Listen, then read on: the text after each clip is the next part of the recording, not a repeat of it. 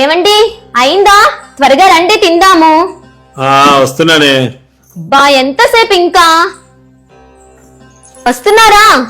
వస్తున్నానాగా. చూడండి మధ్యాహ్నం నన్ను దేశపడానికి వస్తాన్నాడు, ఇంకా రాలేదేందో. అన్నం పెట్టినట్టుంది. వెళ్ళొద్దా? టైం అవుతుంది కదా.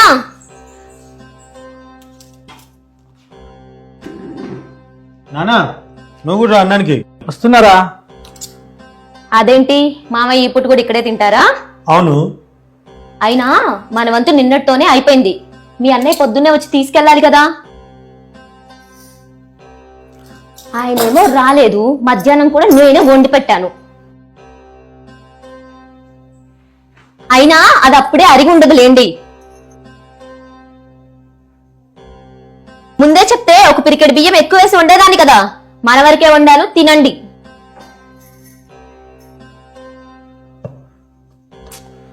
నాన్న వింటే బాధపడతాడే. అయినా ఉన్నమాట ఉంటే తప్పేముంది? నీకేమన్నా ఎక్కువ పెట్టి నీ అన్నయ్యకి ఏమన్నా తక్కువ పెట్టాడా ఆస్తి? అయినా ముగ్గురు సమానమే అని ఆడపిల్లకు కూడా సమానంగా ఇచ్చాడు కదా ఆస్తి. మరి ముగ్గురు 3 వాటాలు అయ్యాలి కానీ 2 వంతులేంటి? నానా నువ్వు రా. ఇదిగో నా గురించి తెలుసు కదా. నువ్వు ఇలానే చేస్తే నేను నా కొడుకు దేని కిందనే పడి చేస్తాం. అయినా మొగుడు పిల్లల మధ్య ఈ మాయదారి సంతేంటో సుఖమే లేకుండా పోయింది.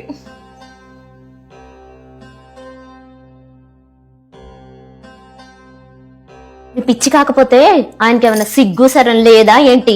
ఆయన వంత అయిపోయిందని ఆయనకి తెలియదా? నేను వండి పెడితే మాత్రం ఆయన తింటాడా ఏంటి? అయినా నాకు ఆకలిగా లేదురా చిన్నోడా. పెద్దోడు వచ్చాక పెద్దోడు ఇంటికి అడిగి వెళ్ళి తింటాలే. మధ్యాహ్నం బాగా తిన్నారు కదా. తిన్నది అరగలేదేమో మామయ్య. కూర్చోండి, మేము తినేస్తాం.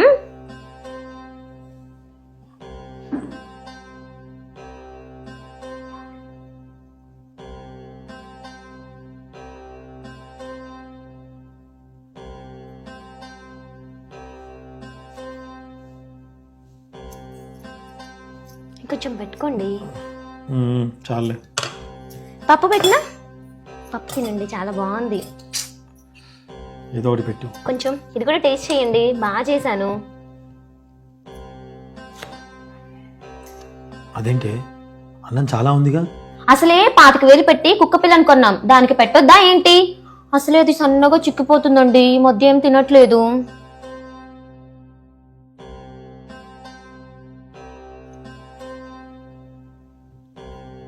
తినండి.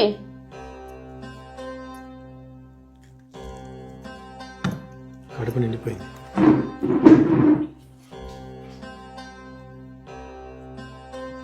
ఏమండి, నా బట్టలైతే నేను సర్దేసుకున్నాను. మీ బట్టలు కూడా సర్దుకొని బయట పెట్టండి.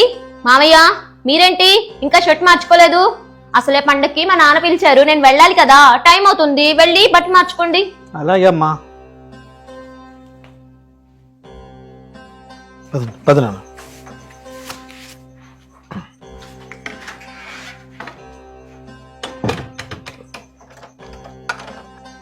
మామయ్య ఒక్క నిమిషం. ఏమండి కుర్చీ లోపల వేయండి. ఏం లేదు మామయ్య, బయట దొంగలు ఎక్కువ ఉన్నారు కదా, అందుకే కుర్చీ లోపల వేయిస్తున్నాను. అదేంటి? మీరు వేయండి.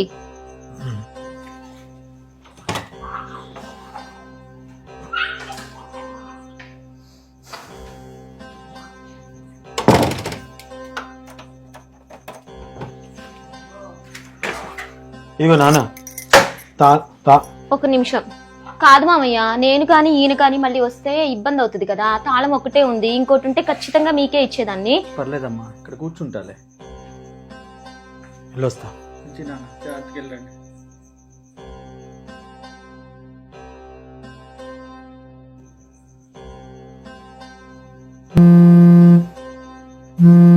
హలో.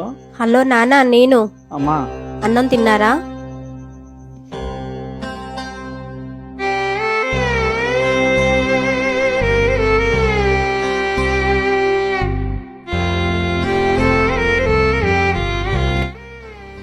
ఆడపిల్ల తల్లిలాగా నానా తిన్నావా అని అడగగానే ఆ తండ్రి ఇంతసేపు గుండెల్లో దాచుకున్న కన్నీరు ఒక్కసారిగా ఉప్పెనలా ఉప్పొంగింది. బిడ్డలకి సమానంగా ఆస్తి పంచితే ప్రేమను కూడా సమానంగా పంచుతారు అనుకున్నాడు, కానీ తను ఇలా వంతులు పాలవుతాడని ఊహించుండడు.